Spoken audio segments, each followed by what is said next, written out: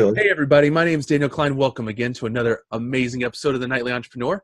Joining with me, as always, is our lovely co-host, Mark Dawson. Mark the Beardless Dawson. Hey man, what's going on? Yeah, I lost my beard on the way over here, but at least I'm here. Thank you for joining us tonight, ladies and gentlemen. And tonight we're going to be talking about branding. I want to talk about branding. I'm pretty pissed off about some stuff. So we're going to talk about branding. And I got to thinking about it. I'm like, you know what? The topic for tonight really isn't about branding. It's about knowing what to say when asked certain questions about your brand. Branding. I don't know. Hey, if you have a different word and you'd like to tell me about your different word to describe what I'm talking about, put it in the comments below. Hey, trolls. So what kinds of questions are you going to be asked? What kind of questions are you talking about? What makes you tick? All right. So let's say you and I meet on a street or at a party, and we have nothing else to talk about because we've never met each other. And I look to you and I say, hey man, so what do you do? And you're an entrepreneur and you're, a couple years in or a couple months in, or maybe you just started, or maybe you're just trying to, promote your side gig. And what do you say? I say, man, I got 6 jobs. I don't get tired. That's what I say. No, that's not what I say. I say I'm an author. Go away. So there's a lot of people out there who, okay, so I'm going to go back to the example that I always give. You have a lawn maintenance company, right? No, there's no lawn maintenance tonight. I'm setting standards. There will be no lawn maintenance. Give me an example. I actually say, you know what I say to people? I say, I'm a publisher. I'm a professor. If it's pertinent, I say I'm an Army captain or something. If I know they're in the military or something like that, something that we can share. But that doesn't really, if I just say I'm a publisher, I'm an author, I'm an entrepreneur, that'd probably be the best thing. Because I got 3 YouTube channels and, whole bunch of projects going on, all different areas. So it's hard though. I think it's harder for someone like us. It'd be easier. Maybe I should just get one thing and just so I can just get it down to saying I'm an accountant and let my teeth glint when I smile after saying that. And that's exactly what I'm talking about. So I had something happen this last week where I asked a dude, hey man, so what do you do? And the answer I got back was, well, and then, to protect the innocent, I got the answer that was, I work lawn maintenance. And I'm like, okay, that's great. That's fantastic. And he's talking about his services and he's given me his elevator spiel. And it was all really well done, right? He had rehearsed it. He had practiced it. And this is my point. You need to practice. Get a script together of the 15 things you think people are going to ask you. What do you do? What are your services? How quick are you? What do you do? X? Do you do Y? Do you do Z? Have a script for these questions so that when people ask, you're not like, oh, and you're not like trying to get something out of your freaking mouth. So this guy, he was like, I run a lawn care business and blah, blah, blah, blah, blah, and blah, blah, blah, blah. But I also do back massages. I'm like, what? And like, I'm thinking, and I do not have a poker face, guys. I was thinking, what are you talking about? You run a lawn care business and you do back massages? Wait, is this real or are you like protecting this the is identity? I am barely like covering my tracks. Barely covering my tracks, dude. So you're just changing the 2 jobs. But they were that different. One of the jobs. Oh, okay. I barely covering my tracks, dude. It was enough that this example is not off the wall. I was legitimately I was like, wait, what? Huh? What are you talking about, guy? It was crazy. And I'm thinking, okay, where does that place your brand, right? Do I hire you for back massages? Which I'm not into that. Or do I hire you for lawn maintenance? Which I'm totally into, obviously. So, so I'm talking to this dude. At first, I'm like, I might want to hire you. You might have a legit lawn maintenance company. This might be cool. And then all of a sudden, back massage. I'm like, wait, so at what point do you turn off the lawnmower and come inside? Right? Whoa. Daniel. I'm not sure, but I think you just went over the line, or someone else did. Somebody went over the line here. You know what I do? I usually try to steer them towards the product. So like a lot of times, like when I drove Uber last summer, because I was a teacher and I didn't have anything to do, and I was like, how can I hand out this stack of cards in like a day? I know I can drive Uber around Atlanta, and it's kind of fun because you meet people and stuff. And I'm just doing it just to tell them about books. I try to see if they read a little bit. I'm like, so do you read? If it's somebody young, it's always kind of fun, especially if it's like somebody in their 20s or something. They're on their phone the whole time, and I'm like, so you read any books? Usually, in like the first few minutes, like whether or not they read books or not. But I try to steer them towards the interesting project and the branding of Letters Never Meant to Be Read, because it's an easy thing to talk about, because everybody has like, stuff to get off their chest or like a bone to pick with somebody. And so I might not just be promoting myself as an author, but I'm like, yeah, I'm a publisher. One of my anthologies is Letters Never Meant to Be Read. They're like, oh, what's that? Letters Never Meant to Be Read. And then I have a 5-minute pitch for that. Less really. I have an elevator pitch for that. It's pretty good. And I can usually pique somebody's interest. And so they'll at least Google it, or throw it in their Amazon, basket or something. But so I guess this guy didn't really have he had his thing down, but then he threw you a curveball, and that's what made you mad, or what? Yeah, so it was a shotgun blast, or it turned into a shotgun blast. So even with your example of, you drive Uber, but you talk to them about Letters Never Meant to Be Read, which is something they can collaborate with you on in the future. That's fantastic. But you're also not talking about how you have a bakery, or how you have a homestead and chickens, or how you also have won the lottery when you were 6. I don't know. But it's not a shotgun blast across the whole universe. You talk to them about one thing. You might be in a different circumstance, right? You might be at a party.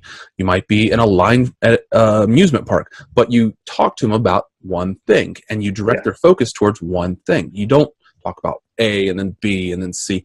Which one do they focus on? And which one do they know you for? So I know you as an amazing author, an amazing publisher, and if I ever wrote another book, which I will, I will have you edit, because you're that good. Now, I also don't know you for a lot of other things intentionally, right? Because you want to be known for a certain thing. That's your brand. Those are the things you protect. You don't want to be known for other distractors. They might still be good. They might still be wholesome or whatever. But I don't want to know you for those things, because I want to know you for what you consider to be your brand. Does that make sense?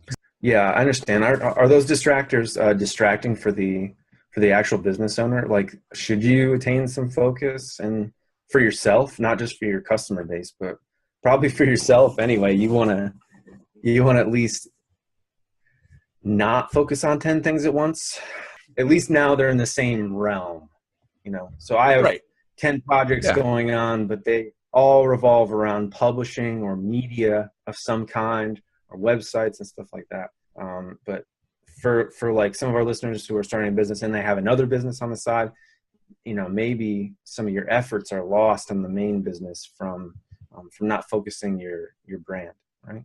I remember in our shittiest business ideas we ever had video, we talked about this exact thing, where you were like, is this even in my realm, right? Am I a worm farmer? And maybe not, but does that fit into your brand? And that's what kind of ticked me off about this conversation. I was like, dude, that's way in left field. That's so far out of where your wheelhouse should be. What are you doing even talking to me about that? So you really want to be able to focus, so that when people ask you, and you're handing them your card or whatever, and they're like, oh, what do you do? I don't like that question. It's a hard question because everybody asks it. So it's easy to say, oh, I don't like answering that question. Like, that question is dumb. What do you do? Well, I do a lot of things. I do a ridiculous amount of things, because when I tell people, sometimes I overwhelm, and I'm sure you felt overwhelmed from the person you were talking to. Like, whoa, that doesn't make any sense. That's not focused. That doesn't compute. Sometimes when I tell people all the things that I do, they're amazed. Cool. So that's amazing to do all these different jobs, right? I'm a teacher, college professor, publisher, author, private investigator, who's owned a taxi company, among other things, right? And some people, they're just like, and they don't know, they're like, they don't know if I'm lying or what to think of me, you know? And I try to say, hey, you know, there's like 24 hours in a day. So, and I don't watch as much TV as probably most people do, but I don't know, man. How are you supposed to, let's say you're trying to do it all. How are you supposed to brand yourself in 2 minutes when somebody says that tough question? What do you do? So let's go ahead and test it right now. Let's go ahead and test it right now, Daniel. So let's hear it, Daniel. Let's hear your miracle branding slogans. What do you do? So kind of going back to what happened, I don't know if I was... No, I don't think well, hang on. I'll answer your question. I'll answer your question, I promise. But like, I don't think my mind was blown. Like you said, I think I was confused more than anything else. I think there was confusion about what do you do, right? And I see this a lot in other things, and this is also kind of my point. I swear to you, I'll answer your question. Like I go to someone's website, for example, and I look at it, and there's a bunch of stock photos. Maybe it's a general template of some kind. But if I don't know what you do in like the first couple seconds, there's confusion or distraction. And then maybe I'm going to go off page, or maybe I'm just going to X out of that window, and you're going to lose me as a lead because I don't know what you do, right? Maybe, for example, great guy I knew had, you know, a candy shop as his main banner of his website. And I'm like, do you make candy? He goes, no, I do graphic design. I go, oh. He changed his photo on the front because I don't know what you do. And I really think at the beginning of everything, you need to lay out exactly what you offer people. And then you can expand on that, but in a way that's meaningful, right? So my point here is have a list of the 15 or 20 things that you think people are going to ask you about your products and services and company, and then script out answers. Memorize those so that when you get asked the question, you know the answer. And that's part of the answer that you're to the question that you were asking. The second part is like, so what's the answer when someone asks, what do you do? Just that one line. I deliver amazing blah. In the example of lawn care maintenance. No. And yes. In the example of lawn care maintenance, I make your lawn look better than your neighbors. I make your lawn look better than your neighbors. What do you do, Mark? I make your lawn look better than your neighbors. That's great. I hate lawn care maintenance now. Absolutely. I want to stop talking about lawn care. I don't want to talk about lawn care maintenance anymore, Daniel. That's a really good line, though. I make your lawn look better than your neighbors. That's awesome. So, Daniel. Mark. What do you do? I handcraft custom media. That's what I do. I handcraft custom media. But I don't know anything about that. What does that mean? What does that mean, Daniel? Like radio jingles? Like jingles. Are you producing comic books? Are you what media are you talking about? Good point. So I could also say it's supposed to be a one-liner. I could say I help you deliver the right message to the right person at the right time. Or I could say something more specific if we were having a conversation, and I could say I handcraft custom websites.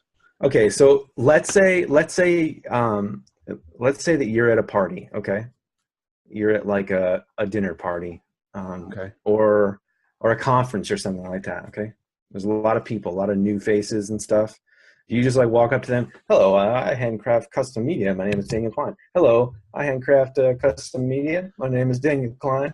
Hello, I handcraft custom media. My name is Daniel Klein. You're going to have some follow-up questions. I tried to ask a follow-up question. You like circumvented. What does that mean? What does that mean to handcraft custom media? Okay, so, gotcha. So does that mean that you make those commercials for Cadbury eggs, don't you? Is that what that means? What does it mean? What is your follow-up answer? Answer me quickly. God, Mark, you're at a party. Jeez. So how do you answer? Do you say, well, we make websites and social media and blah, blah, blah? Is that what you say?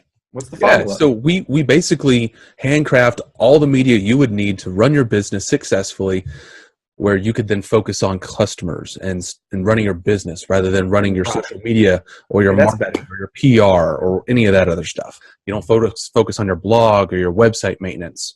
You don't care that, you know, your firewalls are up and your website's always available and your lead capture tools always work, because I take care of that for you. Okay, so I'm glad during this therapy session that we could let you hone your skills on your own page. I mean, branding can mean a lot of things, right? It can mean your logo. It can mean the product photos that are on your website, the photos of your product, like how they're taken, what angle they're taken at, how is the lighting done? Are they done all the same? Is there uniformity to your page?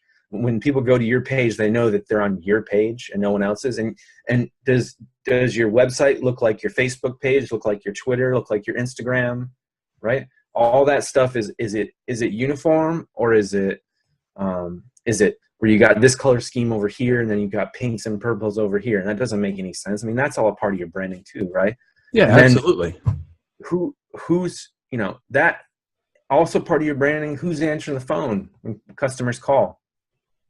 Right? Is it someone that's welcoming? Is it someone that's gonna, you know, do you have good sales? They're a part of your branding too, because they're your brand ambassador, right? If you got salespeople that are going out into the world, either virtually or physically, and going out and selling this for you, they're your brand ambassador. So what do they look like? Are they young, hip? Do they dress nice? They have those cool European shoes that curve the weird way. Like, what are they? They have nice watches. Like, is that part of your sales package? Like, what is it? Or is it just you and everybody knows you and everybody's buying into you? Like, you know, if you're a sole proprietor and you're the one who, you know, you're an organic vegetable farmer and you're going around to the restaurants and they know you, they buy into you. If you sent somebody else there, they'd be like, where's Bernie? I want to talk to him about the beets, you know, and what's coming up on the docket, right? I mean, that's all part of it too. Like branding, people use it really loosely. And I think it means a lot. It can mean a lot of different things. How you talk to people, how you engage with customers, especially as far as sales goes, what everything looks like. Is it uniform? What logos are you using? Do you have the same logo on your business card as you do, you know, on your social media posts? That someone can look at you and know exactly what that means. It like means 1,000 words in their head. You know, everybody says a picture equals 1,000 words. Well, like, does your picture, you know, someone goes to your Facebook page, does it automatically, they already know, this is where I want to buy my organic vegetables next season. Like, this is the page that I've been looking for. This is what they do. And I know that this is what I'm going to get just by looking at some of your media and stuff. Hey, Mark. Yeah. Organic farming is just a tiny skip away from lawn care maintenance. They are not the same thing at all. They are not the same thing at all. Organic totally the same thing. I swear to you. It's somewhat lucrative if you're outside of a big city and you can get some of these posh restaurants that charge like $30 a plate, you know, for the organic stuff. It can be pretty good, and it can be very lucrative for some people. But that requires some hands-on branding, you know, some going there, meeting with the chefs, you know, stuff like that. Let me ask you this, and I'm also asking the folks that are still watching this: do you do testing on your brand? Like, I'm sure you test for customer satisfaction. You better. I'm sure you test for other things, right? How quickly you can get jobs done, how effective you are at meeting your budgets for different projects or, you know, efforts. But do you test for whether or not your brand is consistent? Like Mark was saying, do you test as if you were a user, starting with the ad and then going to the homepage or the blog and then going to another copy and then going somewhere else? Through that whole story, from start to finish, from I first get introduced to your brand to now I am a valued customer? Do you test to make sure that the brand is consistent for messaging, that you correctly take everyone through the story? Like there's all sorts of marketing pitches that talk about you should be taking people through a story. You know, the customer is the hero, you are the guide, they have a problem, you give them a solution, you help them avoid a problem. Like, it's that story paradigm. Do you stick to that? Do you stick to your color scheme? Do you stick to your language or your context or perspective? Do you switch perspectives? It's like reading a book, like Marc was talking about earlier. Do you switch tenses? Do you switch? Oh, don't get started. Marc, don't get started on switching tenses. Yeah, that's a big pet peeve of mine, right? But Daniel makes a good point, and also something sparked my interest when you mentioned the ads. Okay, one of the first things you can do to lose me as a customer, from lawn care maintenance to mouse traps to whatever it is, to the next, big book marketing, thing. One of the things that you can do to lose me is if your ad is gimmicky, and then I click on your ad. So you got me, right? But then when I get to your website or whatever you're promoting, it's totally different. It's not what the ad was saying. So you're already like, you may catch some people that way, and that may work for the short term one pagers that are going up just to get, quick stuff. And they got 20 of them, landing pages, getting some quick cash for some of those people. But long term, like, you're going to lose people if your ad promises something or your ad promotes something, and then you go to your website and it's like, that's a stretch. If you're stretching the truth already, like, you lost me as a customer. And so being truthful in your advertising, I know we're all trying to get clicks. Like, I read in the Elon Musk biography that one of the things that kind of steered him in a different direction was that what's everybody been trying to do since the .com bubble is everybody's trying to figure out, spending all their time, effort, energy, and intelligence to get other humans to click. And unfortunately, it's part of what we do. It's part of what Rusty Wheels Media does. We want you to click on the Amazon ad to buy this book, and that kind of thing. And it's a part of everybody's business, unfortunately. And everybody's kind of competing, and we're all kind of burying each other with Google ads and Facebook ads and all this stuff. And it's an unfortunate part of our business. So if you're going to do it, I know it's important to get numbers. Everybody's concerned with numbers. Oh, like, well, you got this many clicks. Look, I mean, if you can get 200, 300 clicks in 5 minutes, but nobody buys your stuff because you lied in your ad, you're just going to get a lot of trolls. And like, we have trolls. No, try trolls. You're going to get some trolls. You're going to get some haters. You're going to get people that don't trust your brand from the very beginning. You're telling them, don't trust us. Like, we're just swindlers like the rest of us. Can you still swindle them? Yeah. You can swindle a bunch of people that'll be like, well, I'm kind of disappointed by what the ad said versus what their website was and what they're actually offering. But, I'm going to do it anyway because I'm dumb or whatever, or because I just want to buy stuff. Sure, you'll get them that way. But long-term sales, like, don't lie in your advertisement just to get clicks. I hate that. You'll lose me as a customer before you ever had me. I'll be off your page so fast. Like, nope, you're not actually advertising what you actually do.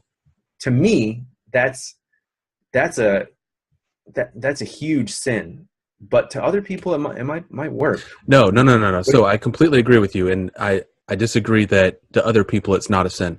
I can tell you from the marketing perspective, every single client I have and all the ads I've ever run, everyone who sees that ad is suspicious because exactly what you said. There's so much clickbait out there. There's so much garbage out there, and everyone, intelligence levels up and down the chart, everyone is super suspicious. Now, there are a couple ways to get around that suspicion, and it's not around so much as through that suspicion, right? And that's through customer reviews, organic feedback, and sharing, right? So if you have a quality user experience to the point where people are willing to put their own names on someone else's product and share it and say, hey, I like this, or hey, Marie, check this out, that's worth so much more than paying for some Facebook or Google ad. If you can get people to organically share your content, it's worth so many hundreds or thousands of dollars. You could piss away thousands of dollars on Facebook ads, and it could be a garbage ad, garbage product, or maybe a great ad and a great product. But you will get more value if you can get people to share that organically. And that's really what I think I specialize in. I've seen it before. I've seen my clients have it. It's like, hey, you got to check this out. This is cool. And having a friend refer you, or having a friend of a friend, you see it in someone else's post or feed, and you say, you know what? Well, I remember her, and that was kind of cool, and she was kind of cool. Yeah, I'll click. That brings down your cost per click dramatically, and it helps your conversion rate dramatically, more so than paying for anything. So if there is a way to not pay for something and organically get responses, go that route. Absolutely go that route. What about contests?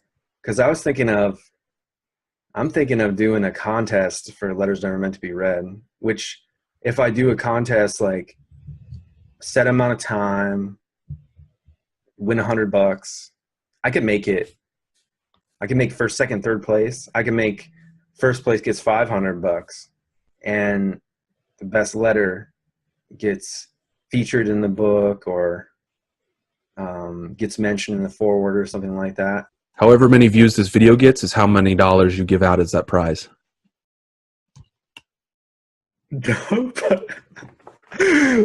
Hey, did everybody see the look on Mark's face when I said that? Why don't you share this video with all of your friends and get this video to the point where Mark like has the ghost white face and he's like, oh my God, I committed to this.